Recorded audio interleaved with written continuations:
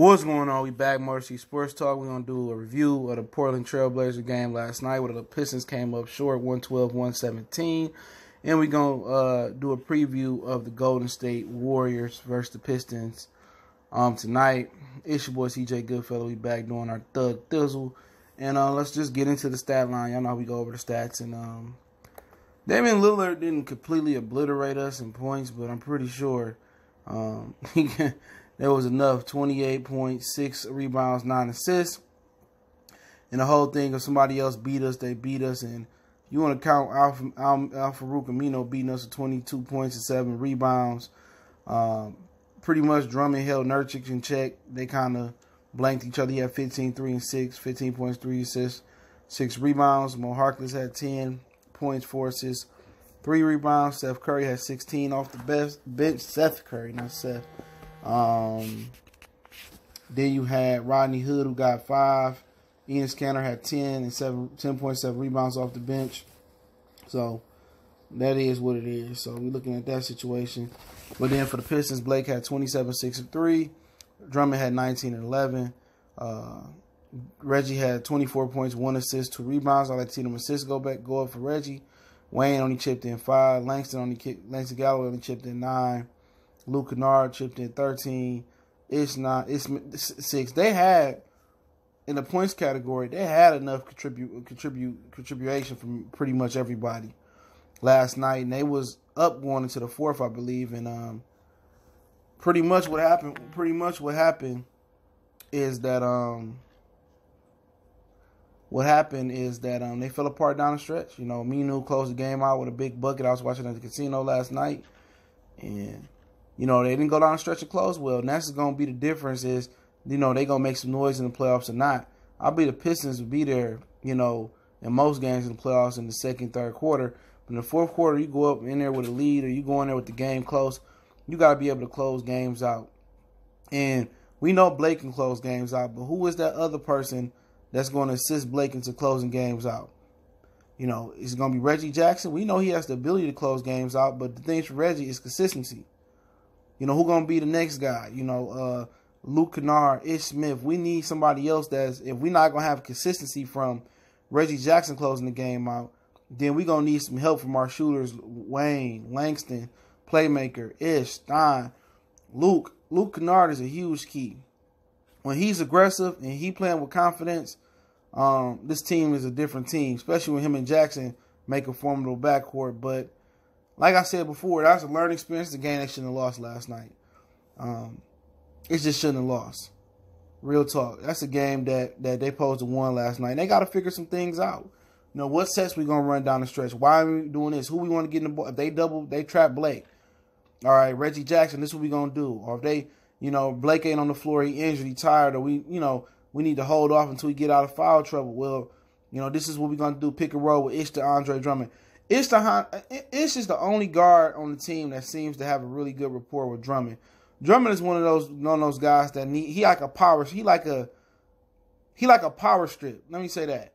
And you know, for him to be effective, the reason the power strip is effective is because you can plug in different devices on there.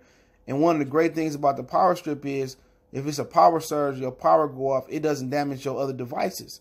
But Drummond needs to be assisted by other plugs to plug him in. He's not one of those guys where you throw it to him on the block like Shaq or Dwight or Patrick Ewing, Alonzo Mourning, and then, you know, he able to get a bucket. No, he needs a guy to penetrate, dish him, and draw the defense in and dish and make him good. He needs assistance, and that's why it's very, very vital that the Pistons find a point guard in the draft. You know, I think a point guard don't have to be a blue chipper, but a guy that can, you know, really get Drummond going and get Drummond easy buckets. But Damian Lillard, you know, that's one guy they shouldn't have let him beat last night. Doubled him, tripled him. I mean, what you worried about? Rodney Hood? He ain't did shit since he was at Duke. You worried about Al-Farouq Amino? Yeah, he got the board last night. He got an unaccustomed 22 points, but like I said tonight, man, them games you got to win. Playoff atmosphere games. We get them back at the crib on the 30th for the Bad Boys night, 88-89. Pistons, I believe it was 89-90. Not sure, but we get them back. But in games you gotta win, man. Now they tied, and you know, in the standings technically for the 6th spot. But it's games you gotta win. It's just a game you have to win. With no CJ McCollum out there, You still let Damian Lillard get 28 points. Not sure specifically what he shot in the percentage. But you know it's Dame time in the fourth quarter. He going to make shit happen. Not necessarily scoring. He can make guys better. He can, make the game easier. And, they let Farouk Aminu get that offensive rebound. So the Pistons got to execute. They got to learn to protect leads, learn to play in the fourth quarter. These playoff simulation games for the Pistons, man. So they got to just do better, man. They got to get something from Bruce Brown this summer. Got to develop an offensive game, man. He got to develop a shot, an offensive array of skills and stuff. He got to develop something. Mid-range, I think he should need to develop finishing at the basket with confidence. Sometimes he get to the basket, he always looking to dish it like he ain't confident, like they put a restriction on him to shoot, or he just throw up some bullshit at the basket. He need to learn how to develop a floater. He need to develop how to attack the rim. With that athletic ability, he should be going over the top of these smaller big men in this league and dunking on guys and developing a floater and finishing at the rim better. But it is what it is, man. We moving on to Golden State tonight. Golden State Warriors, they got blew out by like 34 last night by the Luka Doncic Mavericks, and the Dirk Nowitzki prime sighting yesterday. You know what I'm saying? He jumped out his prime for a minute, man, and shit, he was balling. He was shooting that thing last night, man, and they got straight housed. They got housed last night, 126-91. Steph Curry did rest, but I don't even think it would have mattered. And Durant, I believe that Durant is like just tuned out of the Warriors, man. After that Draymond Green incident where he said, "You a B, we know you a B. We don't need you, we want without you. If you're going to leave, leave." He said, "This is why I'm leaving." That dude is already out of there. And I don't care because that ain't my team. But I don't believe the Golden State Warriors win a championship. Part of me, I still give them a 70%, 65% chance based on talent and them being able to flip the switch. But I really believe that I really believe Kevin Durant is quit.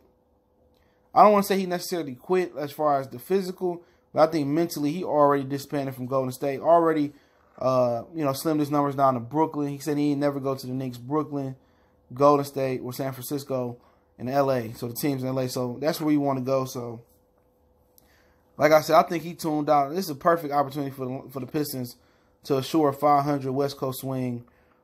They just not together. Draymond and Kevin Durant. Kevin Durant reminds you, he got feminine, and I like Kevin Durant, but he got feminine tendencies. He hold on to stuff. Us as men, you got homeboys, y'all arguing shit, and y'all get into it. Y'all might even come to blows sometimes, but we able to, men relationships most of the times if it don't get too far and move on, and we don't hold on to stuff. That's what females do, and it seems like Kevin Durant is so emotional and so sensitive, because he getting all the backlash from going to Golden State that, he holding on to stuff, man. And I think that's the reason why the Pistons win tonight. The Pistons going to bounce back and beat the Warriors. Guarantee it. They might come back with some mental fortitude. Klay Thompson had an off night. Steph probably going to play tonight. But for some reason, I think the Pistons going to get this one tonight. I just don't think Kevin Durant and Draymond Green, he suck. This point-blank period, garbage. I remember the Pistons was going to offer him a max contract. So I think it's going to be 115, 117. Pistons going to edge him. Not saying they ain't gonna get blew out by 30-something or 20 points back-to-back nights for the Warriors, but I think the Pistons gonna beat their ass, man.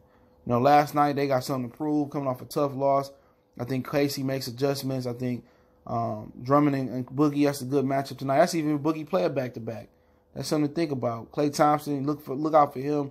He'll come out scorching high tonight, but Kevin Durant is just disengaging from the team, and he was gonna leave regardless, but when you trying to sneak around and do something and somebody expose you for something you sneaking around and doing, and you red-handed call, you're going to move and act different. So I think the camaraderie is destroyed over there, in my personal opinion, man. But it is what it is, man. Let me know how y'all feel about the Warriors and the Dallas Maverick game tonight. Don't forget, we on Facebook, Instagram, Twitter. You can reach out to the email as well if you have a business question, inquiry, sponsorship, or video request.